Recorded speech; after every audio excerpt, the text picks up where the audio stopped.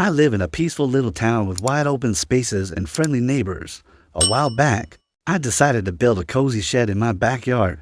Nothing extravagant, just a quiet spot to tinker with projects, listen to music, and enjoy some solitude.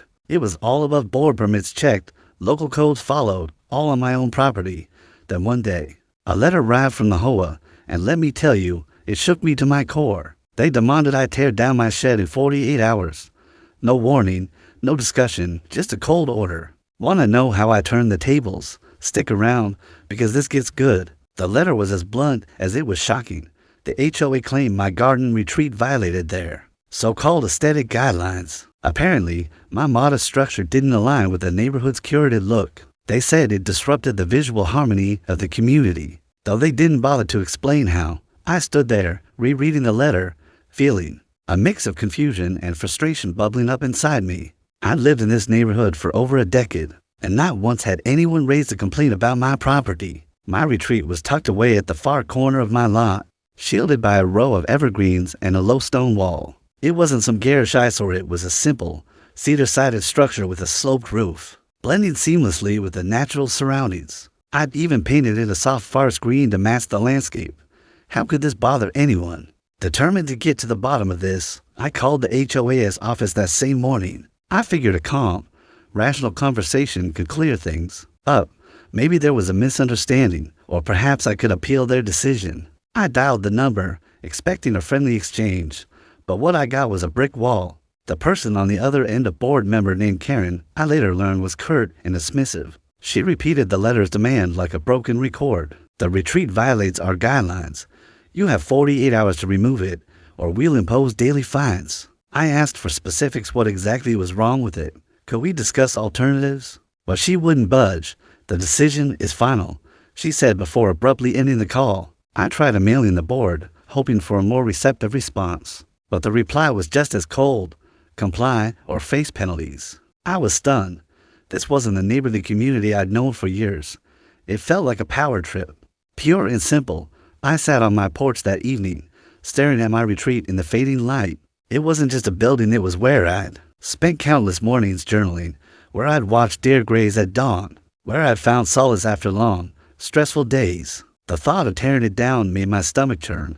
I could have let anger take over, marched to the whole office, and demanded answers, but I knew that wouldn't get me anywhere. Shouting matches rarely solved problems, and I wasn't about to stoop to their level. Instead, I decided to fight back, not with emotion, but with strategy. I needed a plan, something that would make them rethink their heavy-handed approach. That's when it hit me. A memory from years ago, buried in the back of my mind, came rushing forward. I owned the building the HOA used as their office. Yes, you heard that right. Back when the neighborhood was still developing, I purchased a small commercial property in the community center, a modest one-story building with a few offices. At the time, the HOA was struggling to find a space for their operations, so I offered to lease it to them at a dirt cheap rate. It was my way of giving back to the community, a gesture of goodwill. The lease was long-term, but it came with a clause I'd almost forgotten about. After a fixed period, I had the right to adjust the rent by a reasonable percentage, and as luck would have it, that period had just expired. I spent the next morning digging through my files, pulling out the original lease agreement. I read every line, every clause, every fine print detail. It was all still valid, legally binding, and crystal clear. The contract allowed me to increase the rent by up to 300% after the initial term, as long as I provided proper notice. I double-checked with a lawyer friend to make sure I wasn't missing anything. "You're in the clear," he said. "You've got the upper hand here." That was all I needed to hear. I sat down at my desk, opened my laptop, and drafted a formal notice to the HOA. My tone was polite, but firm, effective immediately. Their rent was increasing by 250%. I cited the exact clause in the contract, included all the necessary legal jargon, and sent it via certified mail. For good measure, I emailed a copy to the board as well. The next day, my phone started buzzing before I'd even finished my coffee. Emails piled up in my inbox, each one more frantic than the last. The HOA was in full panic mode. By mid-morning, I had 3 voicemails from different board members, all pleading for a meeting. Around noon, a car pulled into my driveway, and out stepped a man in a press suit, Mr. Thompson, the HOA president. He looked nervous, his usual air of authority replaced by a forced smile. "Can we talk about this rent increase?" he asked, clutching a copy of my notice. I invited him in, poured us both some tea, and listened as he explained how the hike would devastate their budget. "It's unfair," he said. "This could affect the entire community pool maintenance, street lighting, everything." I nodded, letting him talk, but inside, I was unmoved. They hadn't cared about fairness when they gave me 48 hours to destroy my retreat. I leaned back in my chair and looked him in the eye. "You didn't give me a chance to discuss things when you sent that demolition notice," I said calmly. "You told me to comply or face fines. I'm just exercising my legal rights, same as you did. But if you want to negotiate, I'm open to talking about both the rent and my retreat." His face fell. He knew I had them cornered. For the first time, the HOA was on the receiving end of their own tactics, and they didn't like it one bit. That afternoon, I received a call from Karen, the same board member who'd been so dismissive on the phone. Her tone was different now, almost apologetic.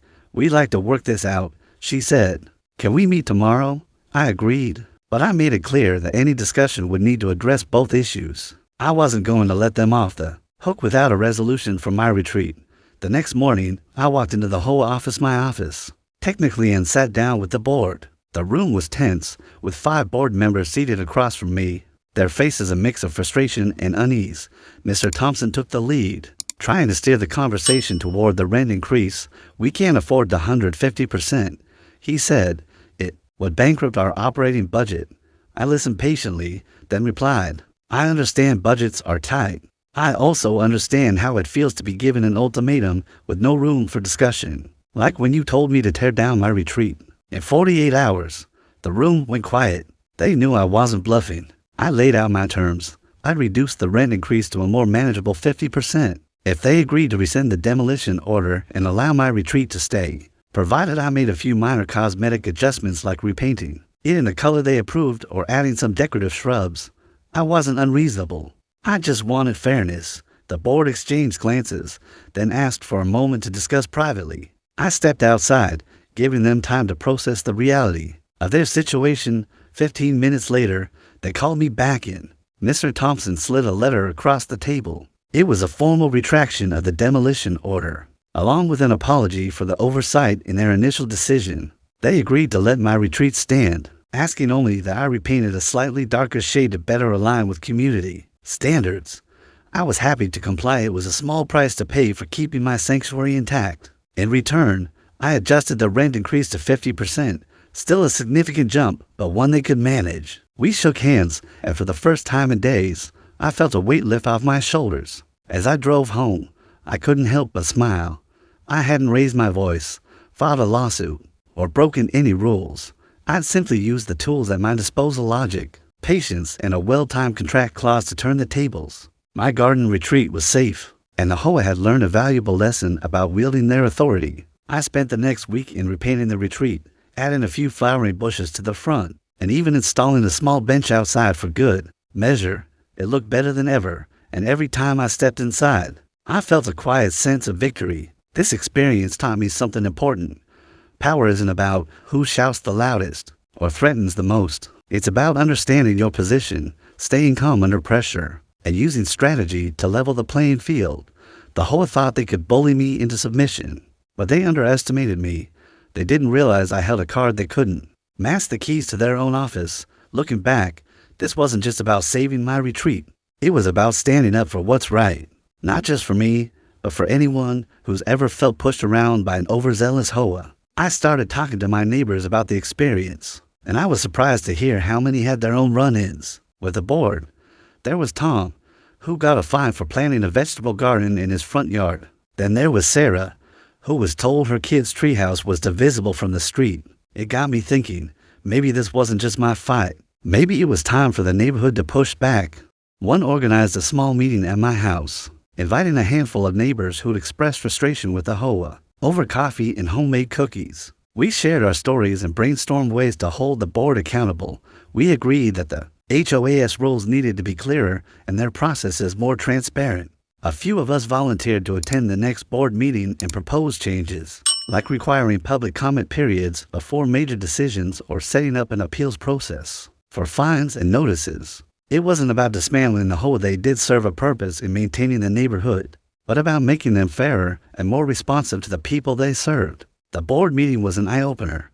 For the first time, the room was packed with residents, not just the usual handful of board members and their friends. We presented our ideas calmly but firmly, citing examples like my retreat ordeal to show how arbitrary decisions could harm the community. To their credit, the board listened. Mr. Thompson even admitted they'd been too rigid in some cases. By the end of the meeting, they agreed to form a committee to review the aesthetic guidelines and create a formal appeals process. It wasn't a complete overhaul, but it was a start.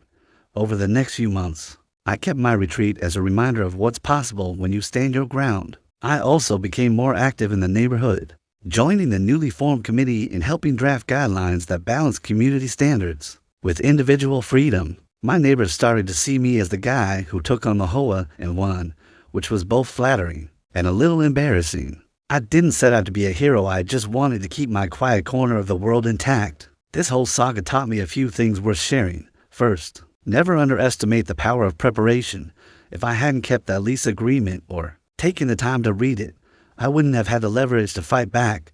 Second, stay calm. Even when you're angry, letting emotions drive your decisions usually leads to mistakes, while a clear head can turn a bad situation into a win. Third, know your rights.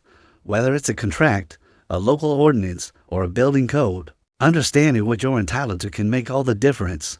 Most importantly, I learned that community isn't just about shared spaces, it's about shared respect.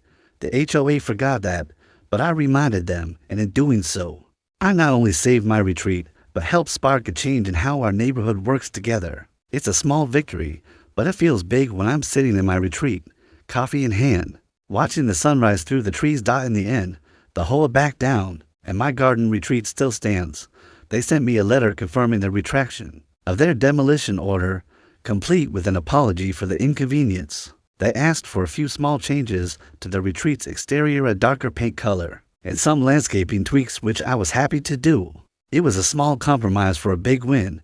I didn't have to shout, sue, or break any rules.